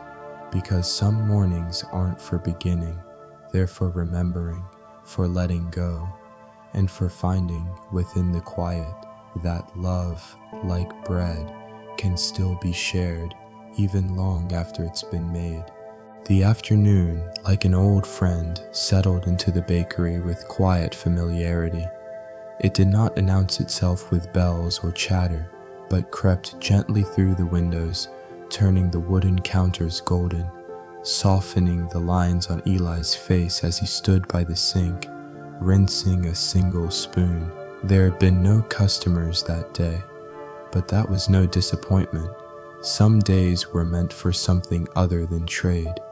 He dried the spoon with the hem of his apron, folded it into the drawer with care, and turned toward the back room, where the wall still bore the faded pencil lines of children's heights, marked year after year by Evelyn's hand. Grace's name was on there too, just below a smudged little line drawn 3 summers ago. She had stood on tiptoe, giggling, hoping to cheat the height just a little, and Evelyn, ever patient, had measured her twice, once standing, once pretending.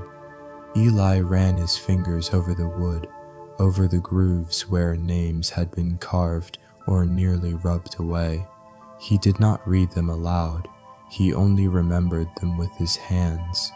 Out back, the garden had begun to green again. The late frost had passed, and with the rain behind them, small shoots had emerged from the soil like quiet declarations of hope. Eli stepped outside with his cup, not steaming now, just warm, and sat on the bench beside the rosemary bush, where bees often hovered and where Evelyn had once whispered recipes like blessings. There, in that patch of sun, he watched a squirrel dart across the fence rail and disappear into the hedgerow. He watched the wind lift the laundry line that no longer held sheets, but still swayed as though remembering how. And he listened to the world as it turned with no rush, no demand, just the ongoing music of things left in peace. Later, after the sun had slipped behind the chimney pots, he lit a single oil lamp on the counter, its flame flickering like breath. He reached for the old recipe ledger, its spine frayed and corners softened, and turned to a page marked with flower stains and a pressed violet. "Apricot scones," it read in Evelyn's looping hand. He hadn't made those in a long while, but that night, after the stars had begun their quiet drift overhead, Eli stood at the kitchen counter, measuring out flour and sugar with steady hands. He worked in silence, not the kind that fills a room with emptiness, but the kind that honors memory. He folded butter into the dough, cut the apricots with care, and moved slowly, not because he was old, but because he knew how much a thing mattered when it was done with love. By the time he placed the tray into the oven, the bakery was filled with the faint scent of fruit and warmth, and something else, something quieter than gratitude, but just as full. As the scones baked, he stood by the front window, looking out onto the wet street. A cat, ginger and lean, picked its way across the cobbles, pausing beneath the street lamp before disappearing into the shadow of the church steps. Eli leaned his elbow on the sill, and for a moment he imagined Evelyn there beside him. Not as a ghost, not even as memory, but as presence, folded into the air, the flower dust, the soft glow of the lamp. And then he smiled, just slightly. The kind of smile a man makes when he realizes he has kept something alive without knowing it. The oven ticked once, then again, as if nodding in agreement that when the scones were done, he let them cool, placed 4 into a tin, and wrote a small note, a bit of warmth for tomorrow. He left the tin on the counter, ready for whoever might knock on the door come morning. Maybe Grace, maybe no one. That didn't matter, because giving didn't depend on return. It depended on rhythm, like bread, like breath, like the tide of quiet that rose each evening in this corner of the world. And as he turned down the lamp, the bakery settled into sleep. Walls exhaling, floorboards softening, and the scent of apricot scones lingering like a memory. The dawn arrived again, as it always did, with the quiet confidence of things that do not need applause. Soft light filtered in through the lace curtains, casting patterns of leaves and memory on the worn wooden floor. The bakery breathed in slowly, a place between sleep and waking, still warm with yesterday. Eli rose before the clock called him, already halfway into his apron by the time the kettle began to hum. He moved through the room like someone finishing a sentence begun long ago. Not rushed, but sure. The tin of scones he'd prepared the night before sat untouched on the counter, waiting, not needing attention. He placed it carefully into a paper bag, folded the top twice, and tied it with a length of cotton twine. No note this time, just the soft scent of apricot and kindness. The street outside was still glistening from the night's gentle rain. Puddles collected stories near the curb, and the sky had not quite decided if it would clear or stay gray. Eli stepped out onto the cobblestones, the bag in his hand, and walked slowly down the lane, his boots making no more sound than a breath. At the corner of Maple and Third, he paused beneath the arching branches of a chestnut tree, where the air always smelled faintly of green even in winter. There, beneath the weathered mailbox of the old red brick building, he left the parcel quietly without knocking and continued on. This wasn't charity, it wasn't obligation, it was a rhythm, a way of remembering. Back at the bakery, he returned to the familiar tasks, measuring flour, warming milk, greasing trays with soft, practiced hands. He didn't expect a line at the door. He didn't need one. The scent of cinnamon rose slowly, swirled with the crisp smell of dough meeting heat, and settled into the walls like company. He hummed a tune that had no words. A tune Evelyn used to hum while tying her hair back with twine, just before she kneaded the first batch of morning bread. Hours passed the way soft weather does, almost unnoticeably, slipping behind curtains, pausing beside windows, never asking for more than a moment of attention. By late morning, Grace came. She didn't knock. She simply pushed open the door with the same careful hand she used to handle the jars of preserves, and walked in, still in her long wool coat, her scarf damp with drizzle. There was a light in her eyes. Not joy exactly, but something close to it. "I found the scones," she said by way of greeting. Eli smiled, still facing the oven. "You're early," he said, which was his way of saying welcome. Grace stepped beside the counter, hands outstretched to the warmth. "I shared them," she added, "with the boy at the post office and with Mrs. Langley. She asked if you were baking again." "Only a little," he said. Grace nodded, then walked over to the shelves where the old recipe books sat, battered and bent from years of flour-dusted fingers. She picked one up, Evelyn's green ledger with the missing corner, and brought it to the table. "Let's try something new today," she said, though she already knew that the pages would open on the old favorites, each recipe with its own rhythm and memory. And so they baked, quietly, with the window fogging up and the clock ticking softly above the door.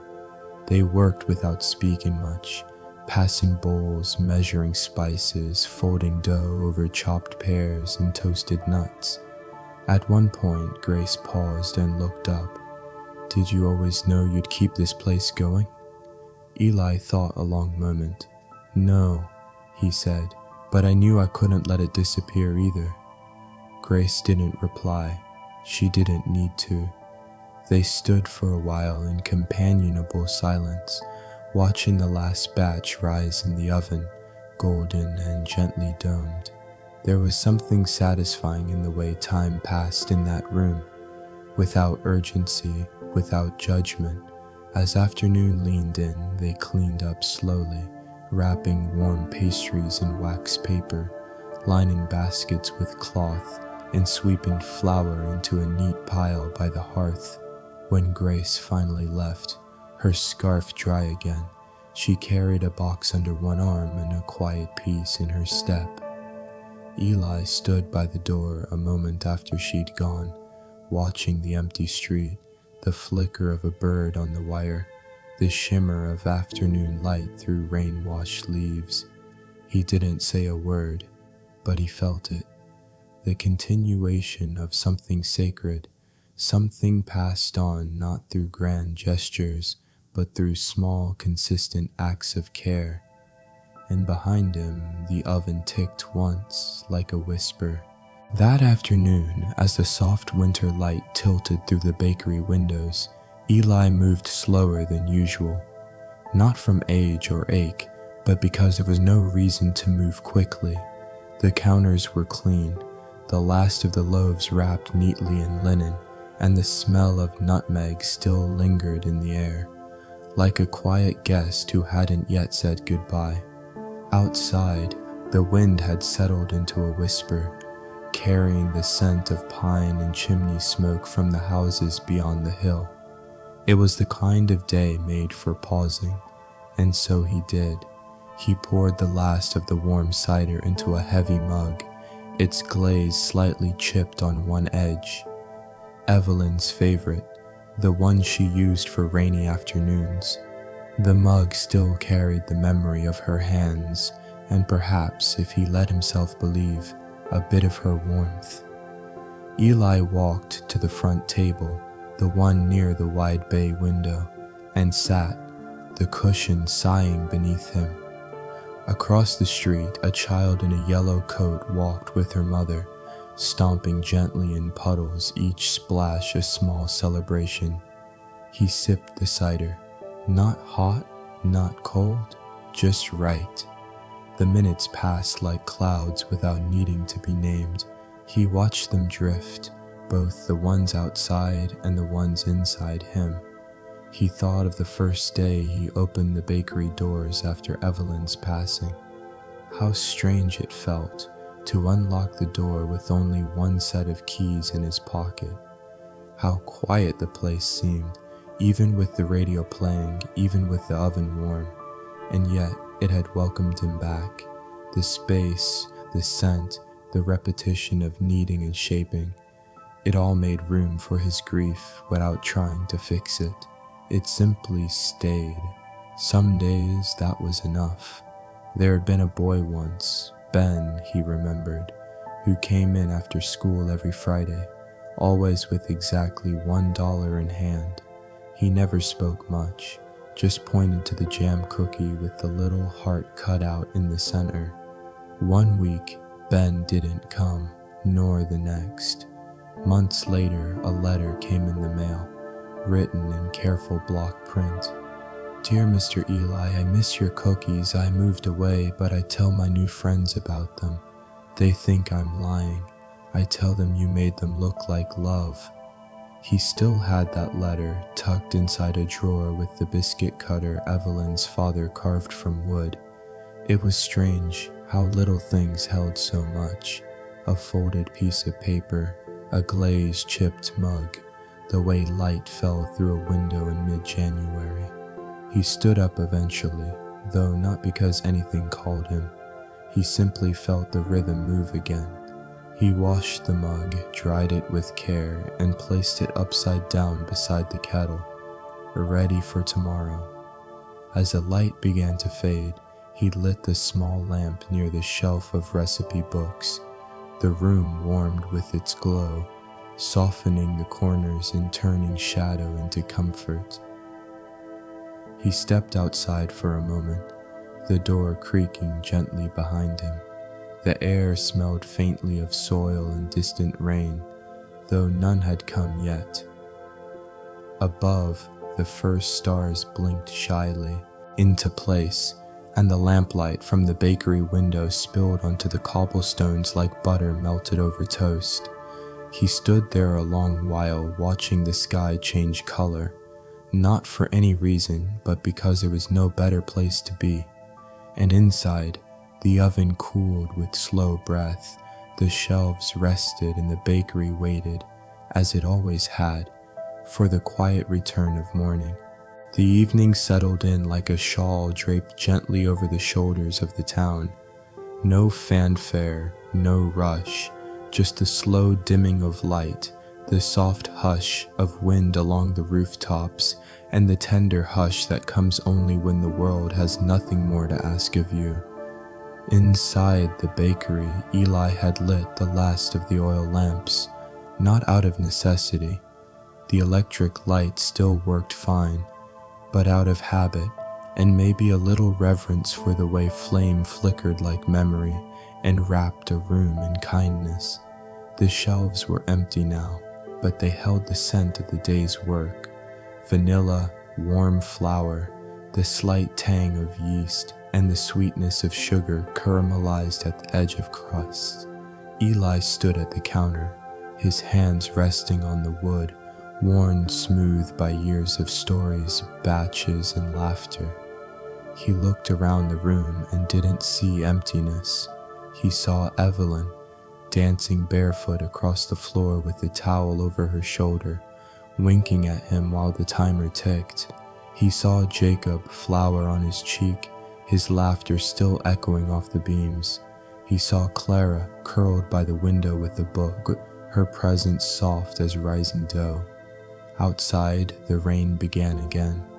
Not harsh, not hurried, but like a lullaby hummed by clouds, the kind of rain that asked for nothing but to be listened to. And so he did. He sat by the window, a fresh quilt across his knees, and a cup of warm milk cradled in his hands. The street lamps cast long, golden reflections on the puddles, and beyond the fogged glass, the town slept, or was just beginning to. He watched as a pair of moths danced near the lamp, their wings moving in and out of glow. He thought of all the mornings, all the winters, all the small kindnesses that had been baked into the walls of this place, and he felt no regret, only peace, only that quiet fullness that comes not from having everything, but from having enough and knowing it. The clock ticked once, then again, a sound steady and sure. Eli let his eyes close, not from weariness, but from contentment. In his dreams, the oven glowed warm. The bell above the door chimed once, and Evelyn was there, apron tied, smile soft, holding out a plate with 2 perfect rolls, still steaming. And in the hush of that sleep, the town breathed easy. The rain whispered its song, and the bakery at the edge of town remained a beacon, not of noise, not of brightness, but of gentleness, of home. So now, dear listener, if your eyes are heavy and your thoughts softening like butter on bread, know that you are safe, that the world with all its weight can wait until morning. Sleep well tonight. Let the rain keep watch. Let the oven of memory stay warm. And when dreams come, may they smell of cinnamon and sound like the laughter of someone you love. If this story brought you peace, I'd love to hear what you'd like me to tell next. What memory, what quiet place would you like me to return to with you? Sweet dreams, always. And so, as the last embers of the oven fade into the hush of evening, and the rain continues its quiet song on the rooftop, the story finds its rest, not with the grand ending, but with the warmth of something familiar, something whole, where memories are baked into morning light, and love lingers in flower-dusted corners. May you carry that feeling with you into sleep, soft, steady, and safe. Good night, dear listener. May your thoughts be gentle, your dreams be kind, and your heart feel just a little lighter than before. If this story brought you comfort, I'd love to hear from you. Just a small note in the comments if you feel like it. And if there's a place, a memory, or a feeling you'd like me to turn into the next story, what would it be? Sleep well. You're not alone here.